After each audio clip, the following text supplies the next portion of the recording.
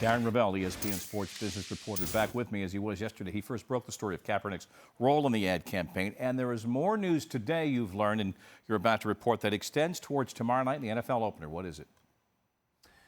Bob, Nike is essentially doubling down on Colin Kaepernick. They will air, scheduled at least, on tomorrow night's Eagles-Falcons season opener on NBC, a commercial, a Just Do It ad for their 30th anniversary. As obviously this is the campaign that they've put out, and the ad will be voiced by Colin Kaepernick. In the final maybe 20 seconds, it is revealed as Colin as you see his face. So you see a bunch of athletes, but in the end, he has obviously become the de facto face here because he is so polarizing. On the basis of your outstanding reporting, you and I and several of our producers got taken inside the velvet rope on a computer link this morning in a telemeeting. We had a chance to look at this.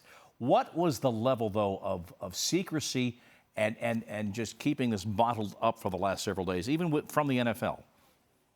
What I can tell you, Bob, is that people even internally within Nike who you would normally expect to know about this did not necessarily know. Partners did not know. Some of the deals that, they have the huge deals with schools. These schools did not know. The retail partners, Dick's Sporting Goods, Foot Locker, those that have the largest accounts that sell hundreds of millions of dollars of Nike shoes did not know.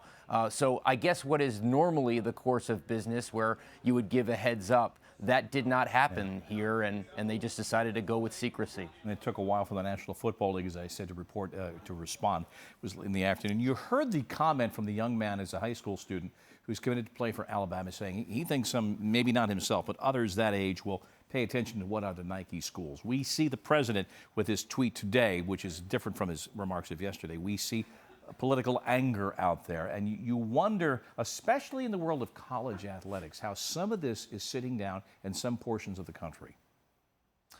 Well, I can tell you that, you can imagine some places where, you normally can look at something and say, okay, this is how they're going to react. They reacted that way. I know there were several schools, athletic directors getting phone calls saying, I'm not going to buy a Nike jersey this year, in the pockets of the country where you expect it to go on those lines. As you look at this here from Apex Marketing Group, this pie chart, I do believe that Nike believes that most of the sentiment is positive. There is also, when companies kind of drill down on this, they do believe that some of the negative are bots. So that there's been over 125,000 mentions of or boycott Russians. Nike. Yeah, I guess non-authentic is the way they would go with it.